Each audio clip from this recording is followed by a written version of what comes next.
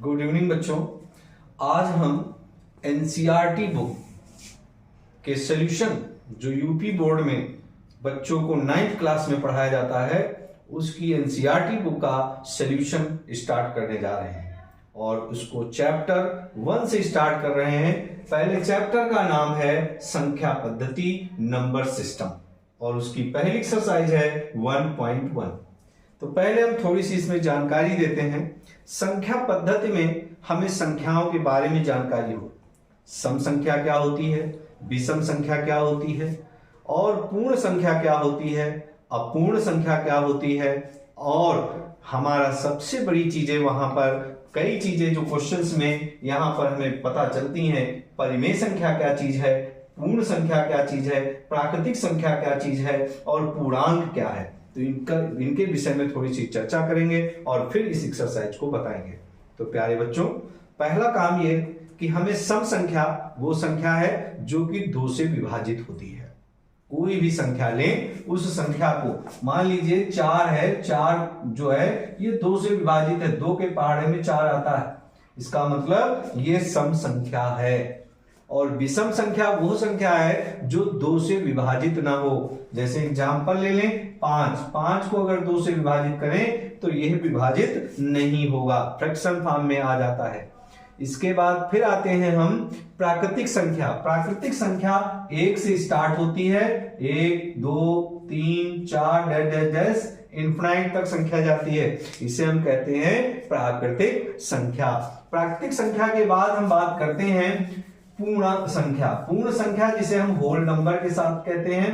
प्राकृतिक संख्या natural number, whole number जो संख्या होती है वो 0 से स्टार्ट होती है, 1 2 3 4 डैश। और इसके बाद आता है पूर्णांक।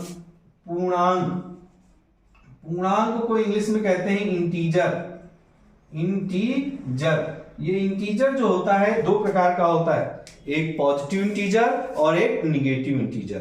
0 से पहले के सारे निगेटिव इंटीजर होते हैं और 0 के बाद के जो होते हैं वो पॉजिटिव इंटीजर होते हैं। अगर हम बात करें -3 डैश -3 -2 -1 0 1 2 3 डैश। तो ये जो 0 के बाद हैं ये सारे के सारे पॉजिटिव इंटीजर हैं और 0 से पहले जो हैं ये सब के सब निगेटिव इंटीजर हैं। अर्थात हम कह सकते हैं जो पूर्णांक है, इस पूर्णांक में होल नंबर पूरे मिलते हैं, मतलब इसमें पूर्ण संख्या पूरी मिलती है, इसमें हमारे प्राकृतिक संख्याएं पूरी मिलती हैं, पर यहां पर निगेटिव संख्याएं हमारी जो होती हैं वो पूर्णांक के रूप में आती हैं। तो पूर्णांक में पॉजिटिव निगेटिव सब होते हैं।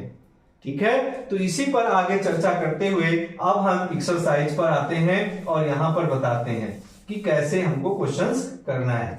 तो पहला क्वेश्चन एक्सरसाइज 1.1 का पहला क्वेश्चन है, क्या शून्य एक परिमेय संख्या है? क्या इसे आप P/Q के रूप में लिख सकते हैं जहां P और Q पूर्णांक हैं और Q does not equal to 0? तो पहले इस क्वेश्चन में हमें यह पता होना चाहिए परिमेय संख्या होती क्या है। परिमेय संख्या वह संख्या है जो P/Q के रूप में लिखी जा सके, अंश बटे हर के रूप में हम लिख सके और जिसमें हर जो है वो Q does not equal to 0 हो, Q की वैल्यू 0 ना हो, तो वो संख्या परिमेय संख्या कहलाती है। तो प्यारे बच्चों, क्या शून्य एक परिमेय संख्या है? हाँ, शून्य एक परिमेय संख्या है। इसमें हम इसका आंसर लिखेंगे हाँ, शून्य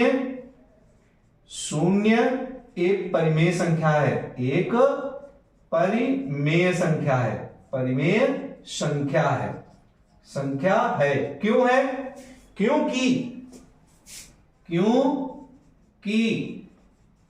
0/1, शून्य को हम 0/1 लिख सकते हैं, अर्थात इज इक्वल टू P/Q। इसको हम P/Q के फॉर्म में लिखें तो हमें एक चीज यहां पे पता चल जाता, Q does not equal to 0, अर्थात Q की वैल्यू इंप्लाइज दैट Q की वैल्यू 1 है और जब Q की वैल्यू 1 होगी तो इसका मतलब यह परिमेय संख्या है। तो ये रहा आपके पहले क्वेश्चन का सॉल्यूशन। हाँ, शून्य एक परिमेय संख्या है, क्योंकि 0/1 लिख सकते हैं, तो बराबर P/Q। Q की वैल्यू आपकी क्या है, यहाँ पर 1 है, Q की वैल्यू 0 नहीं है। जब डज नॉट इक्वल टू 0, अगर डज नॉट इक्वल टू 0 अगर हो गई तो वो परिमेय संख्या नहीं कहलाएगी। अब आते हैं क्वेश्चन नंबर 2। 3 और 4 के बीच 6 परिमेय संख्याएं ज्ञात कीजिए। 3 और 4 के बीच 6 परिमेय संख्याएं। बच्चों, जब किसी दो संख्याओं के बीच में परिमेय संख्या निकालते हैं तो निकालने का फार्मूला तो हमें पता है, a प्लस बी। अगर पहली संख्या a है, दूसरी संख्या b है, तो इन दोनों को जोड़ दे, 2 से भाग कर दे, तो ये परिमेय संख्या का फार्मूला बनता है। लेकिन इसके साथ साथ हम ये भी देखते हैं कि जैसे यहां पर इस क्वेश्चन में हमें दिया गया है 3 और 4 के बीच 6 परिमेय संख्या निकालिए। तो 6 परिमेय संख्या निकालने के लिए सबसे अच्छा तरीका है, 3 को हम 3/1 लिख सकते हैं, तो इसको हम 10 से मल्टीप्लाई कर दें। किससे मल्टीप्लाई कर दें? 10 से। अंश और हर दोनों में मल्टीप्लाई कर दें, गुणा कर दें। अब न्यूमरेटर एंड डिनोमिनेटर में 10 से मल्टीप्लाई कर दें, तो क्या हो जाएगा? 30/20। इसी प्रकार से हम 4 को 4/1 ले सकते हैं, तो इंटू 10 कर दें, तो ये क्या हो जाएगा? 40/10। अब आप देख रहे हैं 30/10 और 40/10 हो गया। अब 30/10 और 40/10 में हमें कितनी परिमेय संख्या चाहिए? 6 परिमेय संख्या चाहिए। तो 6 परिमेय संख्या कौन कौन सी हो जाएंगी? 31/10, 33/10, 35/10, 36/10, 37/10। कितनी हो गई? 3 और 39/10। हम केवल यही नहीं, हम कोई भी इसके 30 और 40 के बीच की कोई भी 6 संख्याएं ले ले, वो उसकी क्या होंगी? परिमेय संख्याएं होंगी। तो हम इसको लिख सकते हैं 3 व 4 के बीच 6 परिमेय संख्याएं। परिमेय संख्याएं, ये 6 और 4 के बीच परिमेय संख्याएं क्या क्या हो जाएंगी? 31/10, 33/10, 35/10, 36/10 और 37/10, 39/10। ये आपकी परिमेय संख्याएं 6 हो गई। इसके बाद अब अगला क्वेश्चन है 3/5 और 4/5 के बीच 5 परिमेय संख्याएं ज्ञात कीजिए। अब देखिए, जैसे आपने इसको किया उसी प्रकार से आपको दूसरा क्वेश्चन जो आ गया उसमें फ्रैक्शन फॉर्म में दिया हुआ है, भिन्न के रूप में दिया हुआ है। इसको आसान तरीका हो गया करने का। पहले वाले क्वेश्चन में आपको भिन्न के रूप में नहीं दिया था, तो थोड़ा सा आपको कंफ्यूजन हो रहा था, आपको सोचना पड़ रहा था। लेकिन इसमें आपको ज्यादा सोचना नहीं पड़ेगा। क्यों नहीं सोचना पड़ेगा? अभी मैं बताता हूं। देखिए, यहां पर सबसे बड़ी चीज क्या हो गई कि यहां पे दिया 3/4 और 4/5। मतलब आपके पास संख्या है 3/4 और 4/5। इनके बीच 5 परिमेय संख्याएं निकालनी है। तो हमें इनके हर 3/5 है, 3/5 इनके हर समान है। और जब हर समान है तो हमारे यहां 3 और 4 के बीच में डिफरेंस केवल 1 है। हमें ऐसी संख्या से मल्टीप्लाई करें कि इनके बीच ज्यादा डिफरेंस हो, जिससे कि हम 5 परिमेय संख्याएं ले सकें। तो मेरे प्यारे बच्चों, अगर हम इन दोनों में 6 से मल्टीप्लाई कर दें, 3 × 6 और 5 × 6, तो ये क्या हो जाएगा? 3 × 6 = 18 और 5 × 6 = 30। इसी प्रकार से 4/5 में भी हम 6 से मल्टीप्लाई कर दें, तो 4 × 6 = 24 और 5 × 6 = 30। न्यूमरेटर दोनों के समान हो गए। अब 18 और 30 के बीच हमें कितनी संख्या चाहिए?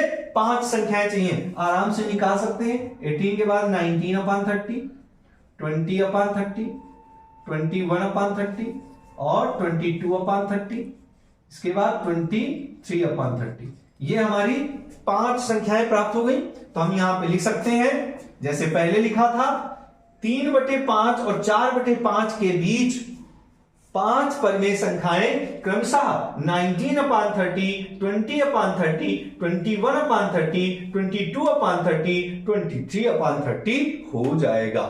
क्लियर? इसके बाद अगले क्वेश्चन की बात करते हैं। नीचे दिए गए कथन सत्य हैं या असत्य, कारण के साथ उत्तर दीजिए। अब यहां पर पहला क्वेश्चन है, प्रत्येक प्राकृतिक संख्या एक पूर्ण संख्या होती है। अब पहले हम बात करते हैं प्राकृतिक संख्या। प्राकृतिक संख्या जो होती है नेचुरल नंबर, जिसको हम n से रिप्रेजेंट करते हैं, प्राकृतिक संख्या नेचुरल नंबर, ये स्टार्ट होती है हमारी 1 2 3 4 5 डैश इनफिनिट। इसके बाद फिर कहता है एक पूर्ण संख्या। पूर्ण संख्या जो होती है वो होल नंबर कहलाता है, जिसे हम W से कहते हैं। तो 0 1 2 3 4 डैश इनफिनिट। अब ध्यान दें, प्रत्येक प्राकृतिक संख्या एक पूर्ण संख्या हो सकती है। ये जो प्राकृतिक संख्या है यह क्या इसमें मिल रहा है, पूरा पूरा मिल रहा है, दिख रहा है, क्योंकि 1 2 3 4 5 डैश और यहां पे 1 2 3 5 4 डैश। इसका मतलब 0 केवल नेचुरल नंबर में नहीं है, लेकिन होल नंबर में 0 है। 0 अगर इंक्लूड नेचुरल नंबर में कर दें तो होल नंबर हो जाएगा। अतः इसका आंसर होगा, यह कथन सत्य है, क्योंकि होल नंबर में, पूर्ण संख्या में प्रत्येक प्राकृतिक संख्या मिलती है। इसके बाद कुछ तो इसका आंसर होगा हां। और लिखना क्या होगा, हां यह कथन सत्य है, क्योंकि प्रत्येक प्राकृतिक संख्या पूर्ण संख्या में होती है। अब आते हैं क्वेश्चन नंबर 2 की बात। प्रत्येक पूर्णांक एक पूर्ण संख्या होती है। अब प्रत्येक पूर्णांक इंटीजर की बात करें तो इंटीजर हम पहले भी बता चुके थे। यहां से जैसे हम डैश करके -3 -2 -1 0 1 2 3 डैश इनफिनिट तक, ठीक, ये भी इनफिनिट तक जाएगा, ये माइनस इनफिनिट तक जाएगा। इसका मतलब क्या हुआ कि प्रत्येक पूर्णांक ये सारे पूर्णांक हैं, ये एक पूर्ण संख्या होती है, पूर्ण संख्या नहीं हो सकती, क्योंकि प्रत्येक पूर्णांक में -2 -3 -1 ये भी आ गया, और माइनस वाली वैल्यू जो होगी वो पूर्णांक तो है लेकिन पूर्ण संख्या नहीं है। पूर्ण संख्या 0 से स्टार्ट होती है, 0 1 2 3 डैश, ठीक, लेकिन पूर्णांक संख्या माइनस और प्लस दोनों को मिलाकर के स्टार्ट होती है। इसलिए यह कथन असत्य है, ये कथन असत्य है। ये तो सत्य था पर यह कथन असत्य है। ये पहला वाला कथन सत्य था, हाँ ये प्रत्येक प्राकृतिक संख्या पूर्ण संख्या में है, लेकिन यह दूसरा प्रत्येक पूर्णांक एक पूर्ण संख्या नहीं है, अतः असत्य है। क्यों असत्य है? क्योंकि पूर्ण संख्या हमारी जो होती है वो 0, अभी हमने बताया होल नंबर 0 1 2 3 4 से स्टार्ट होती है। पूर्णांक हमारा इंटीजर माइनस और प्लस मिलकर के बनता है, इसलिए कभी भी सत्य नहीं हो सकता। इसके बाद आते हैं लास्ट क्वेश्चन पार्ट। प्रत्येक परिमेय संख्या एक पूर्ण संख्या होती है। प्रत्येक परिमेय संख्या एक पूर्ण संख्या। अब बेटा परिमेय संख्या की बात करें तो परिमेय संख्या ये परिमेय संख्या जो होती है वो P/Q के फॉर्म में होती है। किसके फॉर्म में होती है? P/Q के फॉर्म में होती है। तो प्रत्येक परिमेय संख्या एक पूर्ण संख्या होती है, ये सत्य नहीं है। क्यों?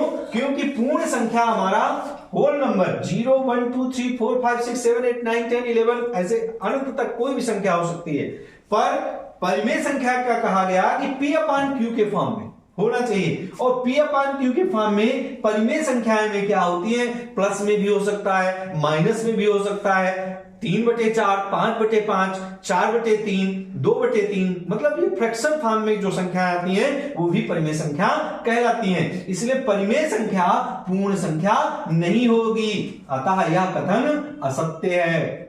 क्योंकि प्रत्येक पूर्ण संख्या तो P/Q में हो सकती है, लेकिन प्रत्येक परिमेय संख्या होल नंबर नहीं हो सकता, पूर्ण संख्या नहीं हो सकता है। ठीक है बच्चों, आज मैंने आपको ये पहले एक्सरसाइज स्टार्ट की, जो कि एक्सरसाइज 1.1 थी संख्या पद्धति का। आगे हम इसी को और कंटिन्यू करेंगे, फिर एक्सरसाइज हम 1.2 1.3 स्टेप टू स्टेप आपको बताएंगे। तो आज ये पहली एक्सरसाइज मैंने समाप्त कर दी, अब अगले दिन हम दूसरी एक्सरसाइज समाप्त करेंगे। तो प्यारे बच्चों, जिन लोगों को जो हमारे इस चैनल में नए हैं वो लोग इसे सब्सक्राइब करें, लाइक करें और शेयर करें, और जो लोग पुराने बच्चे हमारे हैं वो लोग इसको वीडियो देखें और अपने मित्रों से इसको शेयर करें, और कमेंट पर जाकर के जो क्वेश्चन आपको न समझ में आया हो उसको पूछें, हम उसका वीडियो पुनः बना करके आपको